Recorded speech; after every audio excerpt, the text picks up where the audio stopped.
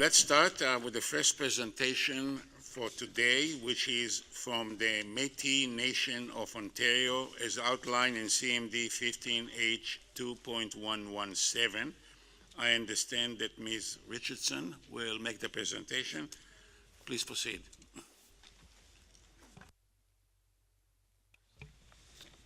My name is Pauline Richardson, and I am the Regional Councillor for the Metis Nation of Ontario Region 7 and the Chair of the Georgian Bay Traditional Territory Consultation Committee.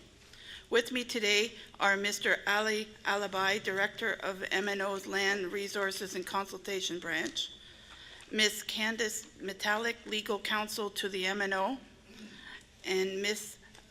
Tammy Sugarman, Energy Project Team Manager with Blue Metric Environmental. Also here today are members of the Georgian Bay Traditional Territory Consultation Committee, Mr. David Dusome, Mr. Larry Duval, and Mr. Peter Couture. Mr. James Wagger, Manager in the MNO Lands and Resource and Consultation Branch. I wish to start by saying that the Metis Nation of Ontario has been engaged with Bruce Power since the signing of a relationship agreement on September 25, 2012. This has included the sharing of the MNO's initial concerns related to the application and Bruce Power's ongoing commitment to the MNO to address these concerns. The MNO has enjoyed a positive and constructive working relationship with Bruce Power. The MNO today wishes to share some concerns regarding the relicensing application for Bruce A and B.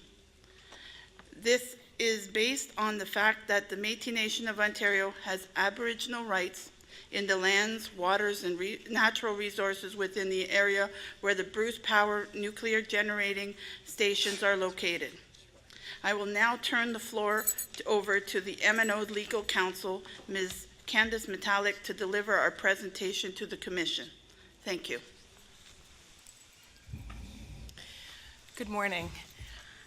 I'd just like to start by thanking the Commission for giving us this opportunity to address you today and to present the submissions, the oral submissions for the Metis Nation of Ontario.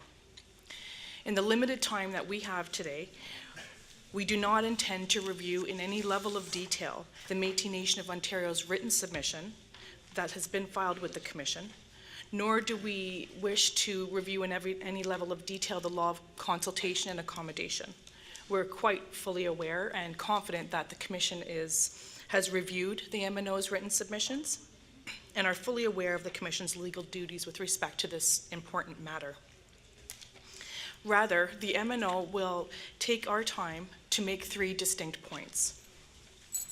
First, the Métis people that live in and around the traditional harvesting territory of Georgian Bay assert that they possess and exercise existing Aboriginal rights that are protected by Section 35 of the Constitution Act, 1982. The MNO further assert that the Métis rights, interests, and way of life may be impacted by the license renewals of nuclear power generation at Bruce A and Bruce B.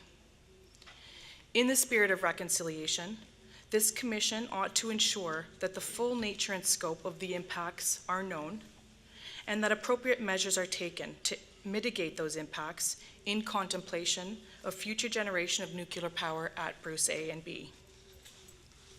The second point we wish to make: Bruce A and B have been subject to numerous environmental and socioeconomic studies.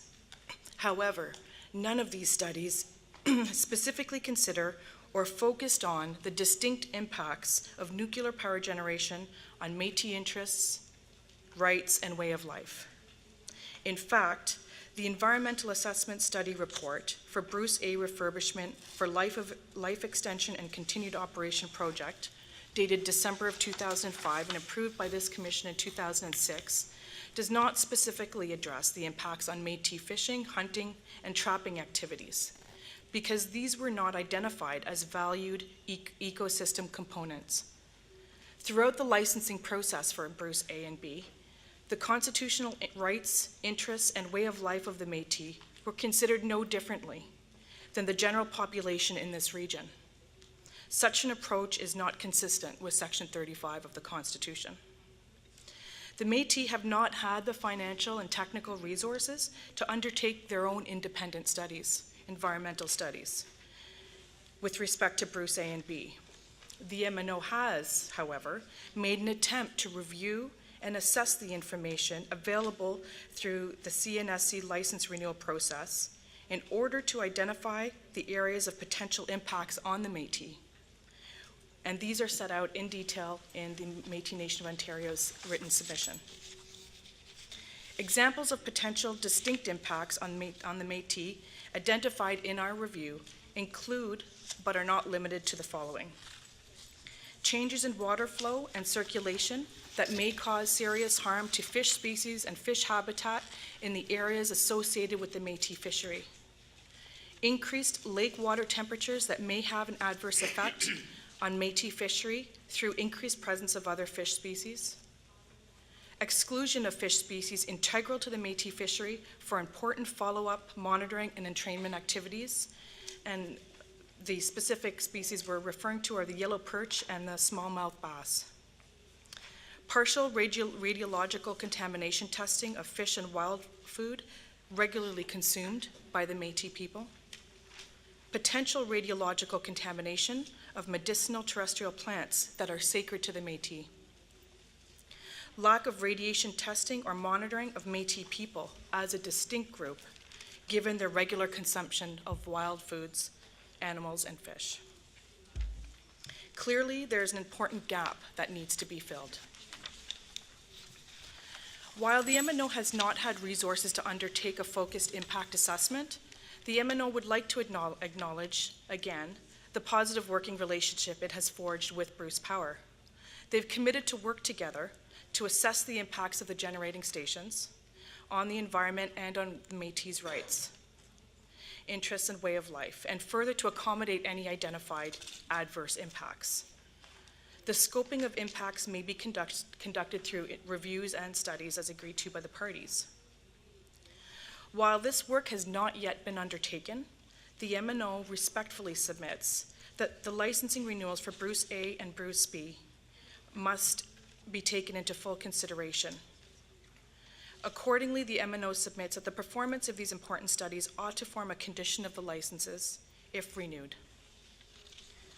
The third point we wish to make is to request that the Commission closely consider and grant the MNO's 15 requests that are detailed in our written submission.